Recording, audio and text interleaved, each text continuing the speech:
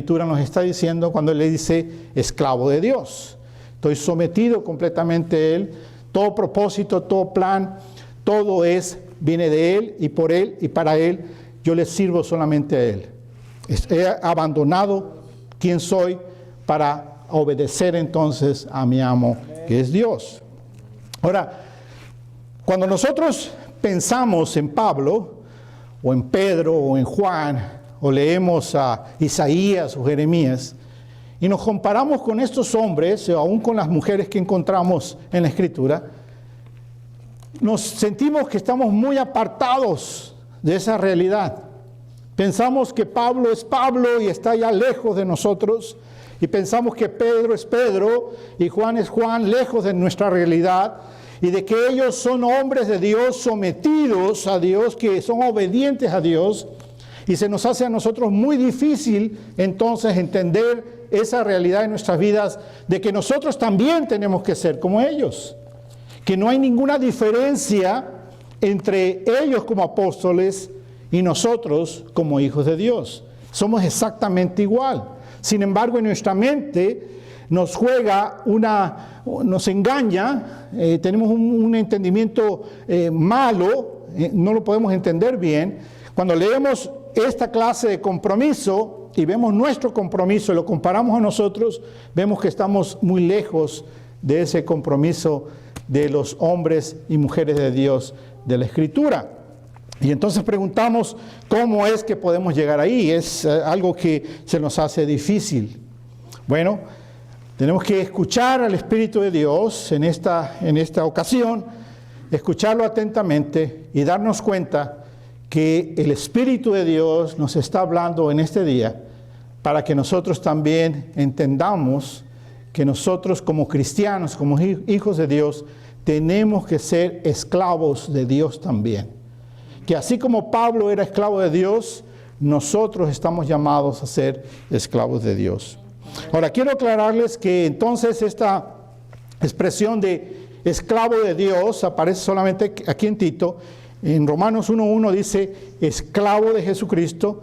Ahora, ¿por qué esa diferencia? Bueno, una de las razones es porque había en Creta, había judaizantes, había aquellos judíos que estaban diciéndole a los cristianos que para poder ser un verdadero cristiano se tenía que seguir la ley de Moisés, circuncidar y entonces ser un verdadero cristiano que cumplía las fiestas de los judíos y todas las celebraciones judaicas, y entonces iba a ser un verdadero hijo de Dios. Pero entonces Pablo, para mostrarles a ellos que él es un hombre de Dios, como son todos los hombres del Antiguo Testamento, él entonces se expresa como el esclavo de Dios en esta escritura. Vemos nosotros que Moisés, en Apocalipsis, capítulo 15, Juan dice que Moisés es un esclavo de Dios. Y lo podemos leer en Apocalipsis, capítulo 15, versículo 3. La escritura dice: y canta el cántico de Moisés, siervo de Dios. Juan está escribiendo la revelación que el Señor Jesucristo le está entregando, y entonces él escribe acerca de Moisés, y cuando se refiere a Moisés, se refiere a Moisés como el esclavo de Dios. Y dice, y canta el cántico de Moisés, siervo de Dios, esclavo de Dios. Amén. Vemos en Josué, si vamos a Josué, en el Antiguo Testamento, Josué capítulo 1, versículo 2, nosotros también vamos a encontrar que Josué describe entonces a Moisés como el esclavo de Dios. Dice, mi siervo Moisés ha muerto, ahora pues levántate y pasa este Jordán, tú y todo este pueblo, a la tierra que yo les doy a los hijos de Israel. ¿Quién está hablando ahí? Está hablando Dios, Yahvé, está hablando a Josué y le está diciendo, mi siervo, mi esclavo Moisés ha muerto. Y ahora le está dando entonces la orden a que sea Josué quien lleve al pueblo adelante a la tierra prometida, ¿verdad?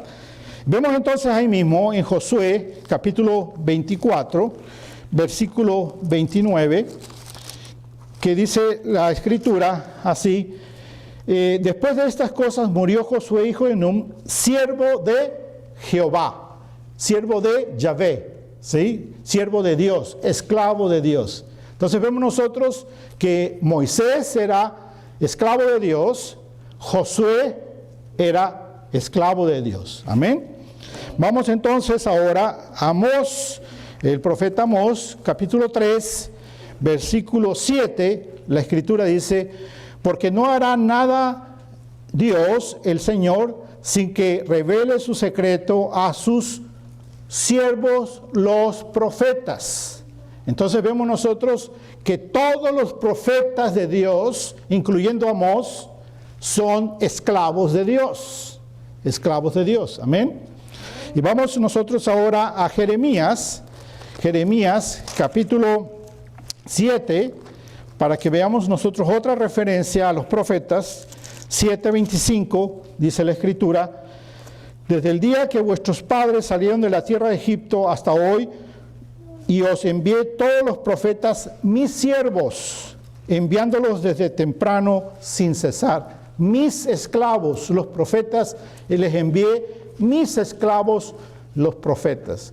Entonces vemos que todos los hombres del Antiguo Testamento, los que les sirven al Señor, los profetas de Dios, los enviados de Dios, que son esclavos de Dios.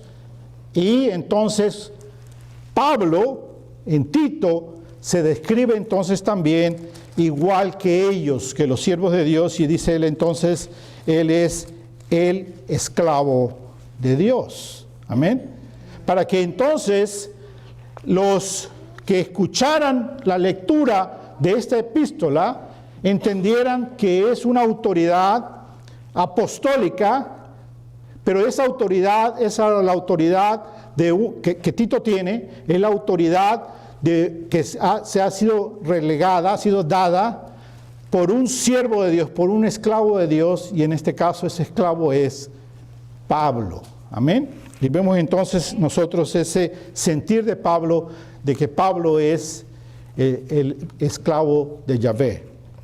Ahora dice, en el título dice, siervo de Dios y apóstol de Jesucristo. Ahora, hoy día escuchamos la palabra apóstol, que quiere decir enviado, es lo que quiere decir apóstol. Y hoy día pensamos que apóstol es algo, un título de honor, un título de dignidad, de alcurnia, de altura.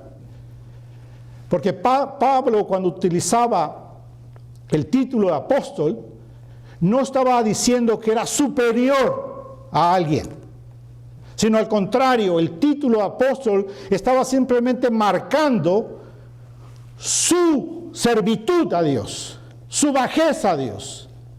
El ser apóstol estaba marcando que él era esclavo de Dios.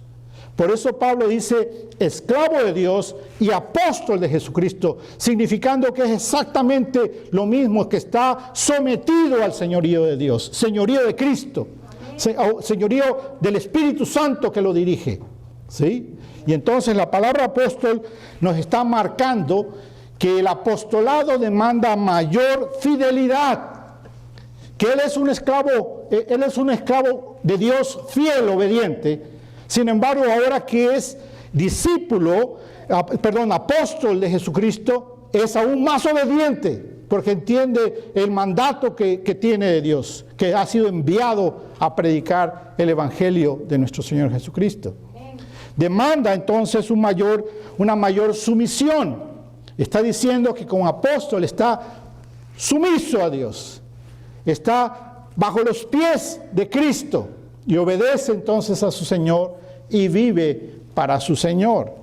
Quiere decir que requiere de él entonces un mayor sacrificio, Los apóstoles de hoy día no quieren hacer ningún sacrificio, sino que los apóstoles de hoy día quieren un reconocimiento, como ese hombre que les digo. Aquí hay 99 pastores y un apóstol que soy yo. Y entonces, ¿qué quiere? Quiere reconocimiento. No quiere sumisión, no quiere sacrificio, no quiere ser fiel, quiere dinero, quiere autoridad, quiere poder. Es un falso apóstol. Cuando ustedes escuchen en internet, en la televisión o en alguna predicación en una iglesia que habla un apóstol, huyan de ahí, corran de ahí. Porque ese es un falso apóstol que enseña mentiras de Satanás. No es un apóstol de Cristo. Un apóstol de Cristo es uno que da su vida por la causa de Cristo. Amén. ¿Cuáles fueron las marcas del apóstol? Todos los apóstoles, que todos los apóstoles fueron mártires, murieron por Cristo, dieron su vida por Cristo. Todos estos apóstoles de hoy día, ¿qué quieren hacer? Vivir, quieren vivir y quieren vivir bien. No quieren morir por Cristo, no quieren persecución en sus vidas, quieren riquezas y quieren bienestar en su vida solamente. Pero aquí entonces la palabra de Dios nos enseña que ser esclavo de Dios y ser apóstol de Cristo, apóstol de Dios, es lo mismo. Es un hombre obediente, sometido a Dios, que vive para traer y dar gloria a nuestro Señor Jesucristo. Amén. Ahora nosotros entonces, cuando hacemos la comparación de los apóstoles, como en este caso Pablo o Pedro o Juan, y leemos de Moisés, de Jeremías, de Amós, se nos hace como una cima muy alta y decimos, ellos eran los siervos, los esclavos. Yo todavía no llego ahí, no puedo llegar ahí. Pero déjame decirte que si piensas de esa manera, estás equivocado. Y vamos a ir a Romanos capítulo 6, versículo 22, para que leamos lo que la Escritura nos dice ahí. Romanos capítulo 6, versículo 22. La Escritura dice, amén, dice así, mas ahora que habéis sido libertados del pecado y hechos siervos de Dios, tenéis por vuestro fruto la santificación y como fin la vida eterna. Capítulo 6, versículo 22. ¿Sí? Entonces, ¿qué vemos nosotros? Vemos nosotros que Dios en su Escritura nos está diciendo a nosotros que no somos apóstoles, ¿ok? Cuando hacemos esa comparación, decimos, oh, el apóstol, yo no soy apóstol. Dios nos está diciendo a nosotros que tenemos que ser exactamente igual que sus apóstoles, exactamente igual que sus profetas del Antiguo Testamento, exactamente igual, siervos de Dios. Dice, mas ahora que habéis sido liberados del pecado, quiere decir que una vez que recibimos el Evangelio de nuestro Señor Jesucristo, nos arrepentimos de nuestro pecado, pedimos perdón a Él y pedimos la salvación, que Él sea nuestro Señor y Salvador, y Él entonces nos libera y nos liberó del pecado. Entonces ahora nosotros que somos hechos esclavos de Dios. Mediten en eso. Dios está diciéndonos que nosotros también somos o debemos de ser esclavos de Dios. Esclavos de Dios. El problema es que nosotros no entendemos la Escritura, o si la entendemos, no la queremos obedecer. No queremos ser obedientes a lo que la palabra de Dios nos manda. No queremos someternos. No queremos ser fieles. No queremos ser obedientes. Pensamos que entonces la gracia de Dios es solamente lo que nos cubre. Pero debemos entender que si entendemos el Evangelio, entonces entendemos por qué nosotros sí somos siervos de Dios o debemos de ser esclavos de Dios. Y vamos por partes. Vamos a 1 Corintios 6, Primera de Corintios 6. Primera de Corintios 6, 20.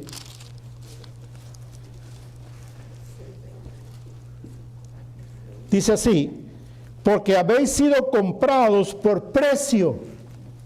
Glorificad pues a Dios en vuestro cuerpo y en vuestro espíritu, los cuales son de Dios. Entonces, hemos sido liberados del pecado, como dice Romanos 6:22, y hemos sido hechos siervos, esclavos de Dios. ¿Por qué? Porque fuimos comprados con un precio. Ahora, ¿qué precio está hablando? El precio de la sangre de Cristo Jesús, quien fue quien tomó nuestro lugar en la cruz del Calvario. Entonces hemos sido comprados con precio, la sangre de Cristo. Amén. Capítulo 1, versículo 18. Primera de Pedro, capítulo 1, versículo 18 y 19. La Escritura dice así: sabiendo que fuisteis rescatados de vuestra vana manera de vivir, la cual recibisteis de vuestros padres, no con cosas incorruptibles como oro y plata, sino con la sangre preciosa de Cristo, como un cordero sin mancha y sin contaminación. Entonces, ahí la Escritura nos está diciendo que hemos sido comprados, ¿verdad? Como leímos en Corintios, y ahora aquí en Pedro nos aclara que ese precio fue un gran precio, y ese precio es el precio de la sangre preciosa de Cristo. Cristo nos compró con su sangre. Y cuando Cristo nos compró con su sangre, nos compró para que fuéramos rescatados. ¿Rescatados de qué? Rescatados de nuestra vana manera de vivir. Vivíamos en la vanidad, en el pecado. Pero Cristo nos compró con un gran precio, el precio de su sangre, para rescatarnos de la manera como vivíamos en el pecado. Y nos rescató de eso. Amén. Y de la ira que venía sobre nosotros por causa de nuestra vana manera de vivir. Amén. Amén. Y entonces hemos sido comprados, hemos sido rescatados del pecado. Y vamos a 2 de Corintios, capítulo 5, versículo 15. 2 Corintios 5, 15. Dice: y por todos murió, para que los que viven ya no vivan para sí, sino para aquel que murió y resucitó de ellos. Entonces Él nos compró con su preciosa sangre, nos rescató del pecado en el que vivíamos, con el fin de que ahora entonces vivamos no para nosotros, sino que ahora vivamos ¿para quién? Para Él, para Cristo. Nos está diciendo, nos compró, nos rescató del pecado para que vivamos para Él. ¿Y cómo vamos a vivir para Él? Viviendo como esclavos. Como Romanos 6:22 nos dice, siendo ahora hechos siervos, esclavos de Dios. Así que nosotros no podemos escapar de esta realidad, de que si eres cristiano, entonces tienes que ser un esclavo de Cristo, un esclavo de Dios, y vivir para Dios. El problema que tenemos es que nosotros nos excusamos. Decimos, ay, es que yo soy así. Es que mi carne, es que Satanás, es que el mundo. Y damos gracias a Dios y decimos, pero gracias por tu gracia, Señor, que nos ha salvado, tu gracia. Y nos aferramos entonces a la gracia de Dios, que sí es verdadera, porque por gracia somos salvos. Amén. Amén. Pero el problema es que esta gracia, que quiere decir charis en griego, charis, Nos habla de una gracia. La palabra gracia quiere decir regalo, así como la palabra don quiere decir regalo también. Pero la diferencia entre la palabra gracia y la palabra don, que son regalos, nos habla que la palabra gracia nos está diciendo que es un regalo inmerecido, un regalo que no merecíamos. Pero Cristo nos ha salvado sin merecerlo. Él murió en la cruz, derramó su sangre, nos compró, nos rescató para que vivamos para Él y nos dio salvación sin merecerlo. Amén. Porque somos pecadores. Pecamos con nuestra mente, con nuestras palabras, con nuestros sentimientos, con nuestros actos, en omisión y no vemos el pecado que está ahí a diario alrededor de nosotros, lo ignoramos, pero entonces Él en su gracia nos salvó, dándonos su gracia. El problema es que nosotros hacemos de la gracia una gracia barata, una gracia barata. Nos olvidamos que esta gracia se pagó con un gran precio, con la sangre de Cristo. Y pensamos que es cualquier cosa. Oh, Dios me dio de su gracia y gloria a Dios. Y entonces puedo vivir como sea, puedo vivir parecido a Satanás. Como el diablo, como vivía antes en el pecado. Total, Cristo me ha dado de su gracia. ¿Qué hacemos de la gracia? Estamos haciendo una gracia barata. Pero la gracia no es barata. La gracia costó un gran precio. Y ahí es donde tenemos que nosotros poner los ojos. Y ahí es donde nosotros tenemos que meditar. En ese gran precio. En el precio de nuestro Señor Jesucristo. Amén. En el gran valor de su sacrificio, de su muerte. Valorarlo más, amarlo más. Reconocer más lo que Cristo ha hecho por nosotros. Entender que la gracia entonces es una gracia cara, que fue con un gran precio que se pagó. No es cualquier cosa lo que has recibido. No es cualquier cosa lo que yo he recibido, la gracia de Dios. Pero entonces, tenemos que entender cómo funciona esta gracia de Dios, la gracia cara de Dios. Dios pagó el costo de la salvación, es verdad, Dios pagó el costo de la salvación, Dios nos salvó. Pero Él ahora nos llama a todos sus seguidores a pagar el costo del discipulado. Y es ahí donde no queremos pagar el costo del discipulado. Pero si tú y yo verdaderamente somos cristianos, debemos meditar en esto que estamos escuchando hoy de la Escritura.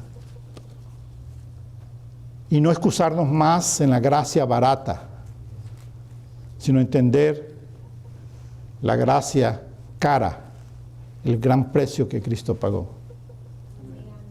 Y entender que Él sí nos dio un regalo inmerecido, la salvación por su gracia, pero ahora en respuesta a eso nosotros tenemos entonces que pagar el precio del discipulado.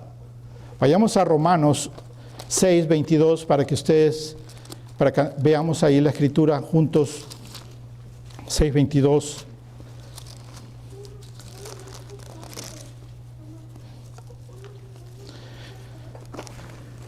Entonces, si entendemos que Él pagó, Él nos rescató, ¿verdad? Para vivir para Él ahora. Entonces entendemos esta escritura, dice, mas ahora que habéis sido liberados del pecado, ya no está el pecado más en nosotros, ya no está más la acusación, no está más el castigo que venía eterno del infierno sobre nosotros, Dios ya lo quitó porque su Hijo Jesús pagó. Así que somos hechos esclavos, ahora somos esclavos, ¿verdad? Y como esclavos entonces, tenéis por vuestro fruto la santificación. Entonces, ¿cuál es el fruto del esclavo? La santificación. ¿Qué quiere decir eso? Pues que tenemos que morir para nosotros y vivir para Cristo. Entonces, ¿tú eres cristiano? Todos dicen sí, amén.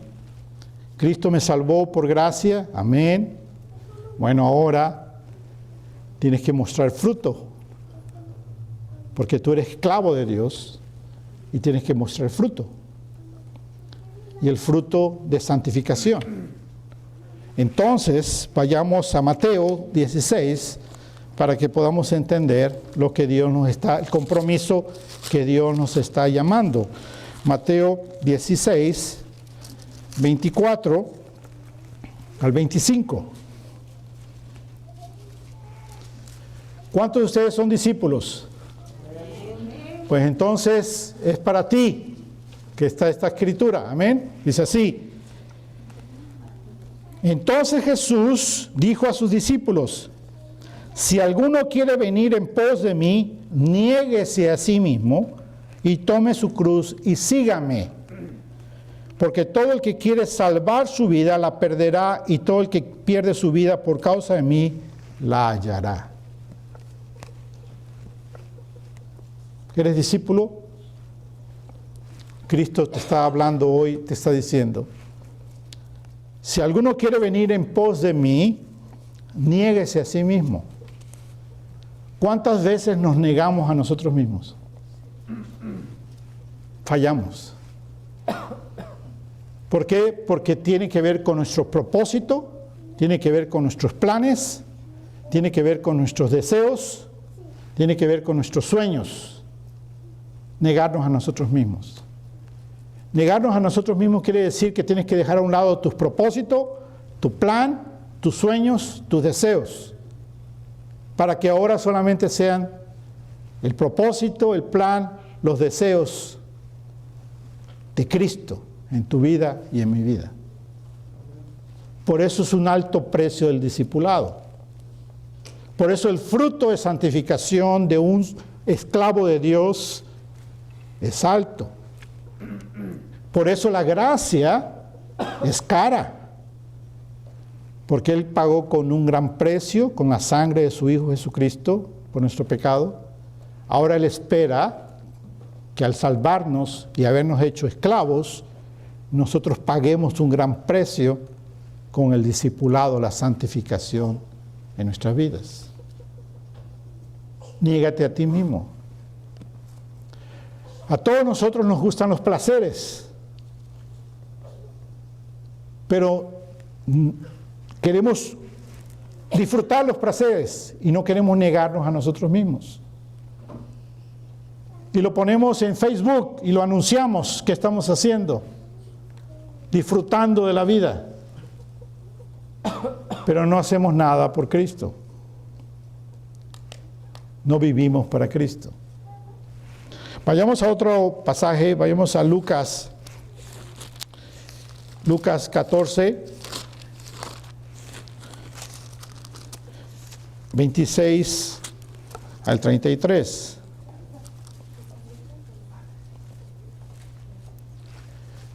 Lucas 14, 26 al 33. Dice así: si alguno viene a mí y no aborrece a su padre y a madre y mujer e hijos y hermanos y hermanas, y aún también su propia vida, no puede ser mi discípulo. Uy, ya empezando desde ahí, está duro. ¿Qué es lo que está diciendo el Señor? Volvemos a repetirlo. Si alguno viene a mí y no aborrece a su padre, madre, mujer e hijos, hermanos, hermanas, y aún también su propia vida, no puede ser mi discípulo. En otras palabras, si tú pones primero a tu familia que es inconversa por Cristo, lo estás negando a Él. Porque tú le debes decir no a tu familia inconversa, no a aquellos que no quieren que sigas a Cristo, no a aquellos que te critican que vives para Cristo. ¿Qué es lo que tienes que hacer? Tienes que someterte a Cristo y vivir para Cristo. pero no lo queremos hacer porque eso es un gran precio. Preferimos iglesias donde nos hablen bonito, donde nos hablen que somos campeones, que somos los mejores que puede haber, que somos una joya de Dios, que Dios nos ama infinitamente y que somos los mejores y que todo nos va a ir bien y que vamos a ser ricos y que no va a haber enfermedad y que estamos para disfrutar esta vida. La Escritura en ningún lado dice eso. Al contrario, nos llama a un compromiso bien serio. Continuamos leyendo. Y el que no lleva su cruz y viene en pos de mí, no puede ser mi discípulo. ¿Qué quiere decir negarse a sí mismo? Negarse a sí mismo es llevar la cruz. Tomar tu cruz y negarte en lo que te gusta, en los placeres que te gustan. Hay veces preferimos el placer que servir a Dios. Tomar la cruz sería negar los deseos del placer para servir a Cristo. Pero no queremos tomar la cruz y queremos mejor los placeres y estar bien. Porque ¿quién de vosotros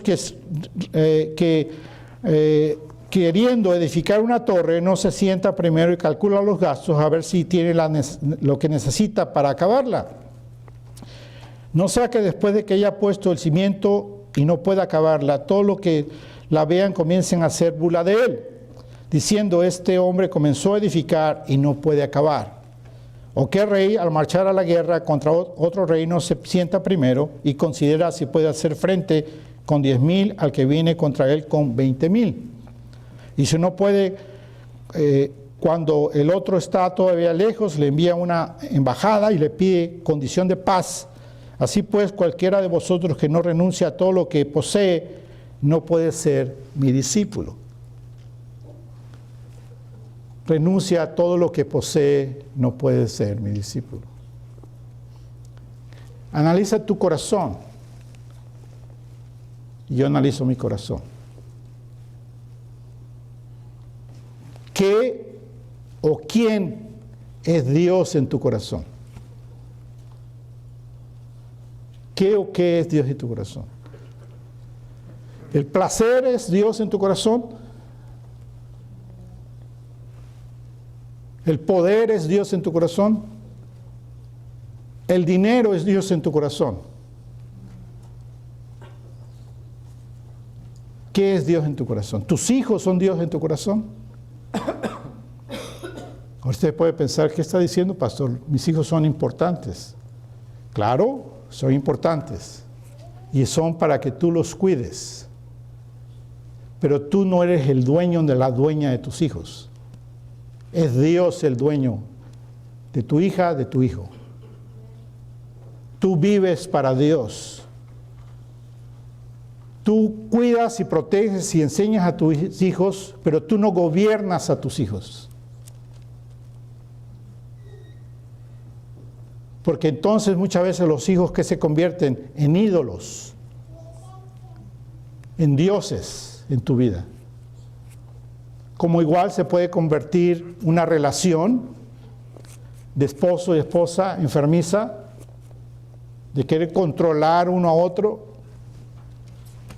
¿Quién es Dios ahí? ¿Él o ella en la relación?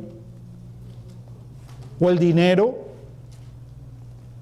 Si te duele gastar, ¿quién es Dios? ¿El dinero? ¿Se te hace difícil soltar?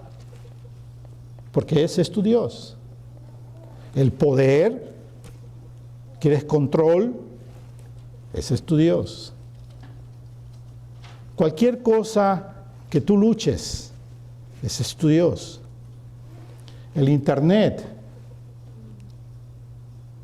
el teléfono, que no puedes salir de ahí, estás ahí constantemente en el teléfono, ese es tu Dios. Todas aquellas cosas que tú pones primero, ese es tu Dios. Pero Dios está diciendo que renuncies a todo lo que posees. y que Él sea entonces el primero en tu vida. Tú eres siervo, tú eres esclavo de Dios. Por lo tanto, entonces tienes que tener un gran compromiso al señorío de Dios. ¿Le preguntas al Señor Jesús antes de tomar una decisión si eso es lo que Él quiere en tu vida? ¿Le preguntas? ¿O hacemos simplemente, tomamos decisiones sin preguntarle antes a Dios? Tenemos entonces que entender que el esclavo no tiene voluntad propia, no tiene propósito propio, no tiene plan propio. El esclavo entrega toda su vida a Cristo y es dueño Cristo de su vida. Y si Cristo te dice, ve aquí, ve allá, tú obedeces porque es Cristo en tu vida. Porque renuncias a las cosas de este mundo. Un ejemplo es con los hijos. Muchas veces nosotros pensamos en los hijos, si tiene habilidades de jugar fútbol, ¿qué es lo que queremos que sea nuestro hijo? El mejor jugador, que sea como un Messi, que sea el siguiente Maradona, el siguiente Pelé, y que sea famoso y tenga dinero y nos saque de pobres. Si tiene habilidades de estudio, ¿qué queremos que nuestro hijo haga? Que sea médico, que estudie, sea un gran médico, que sea ingeniero, que sea licenciado, etc. Pero nunca queremos o nunca pensamos que lo que queremos que nuestro hijo haga o nuestra hija haga primero es que sea un esclavo de Cristo. Que el deseo en nuestro corazón esté el escuchar a nuestro hijo, a nuestra hija, que venga a hablarnos y nos diga, papá, voy a dejar todo por irme a servir a Cristo. Muchos padres, si escuchan eso de sus hijos, lo consideran un fracaso. Porque ¿dónde quedó la carrera de futbolista? ¿Dónde quedó la carrera de doctor, de médico? ¿Dónde quedó la carrera de licenciado, de profesional? ¿Cómo vas a echar a perder tu vida? ¿Me entienden? Que lo mejor deseo que un padre puede tener es que su hijo esté o su hija esté consagrado a Cristo. Amén. De tal manera que deje todo por Cristo. Porque sabe que él es un hijo, una hija, un siervo, un esclavo de Dios, que va a estar con Dios para la eternidad.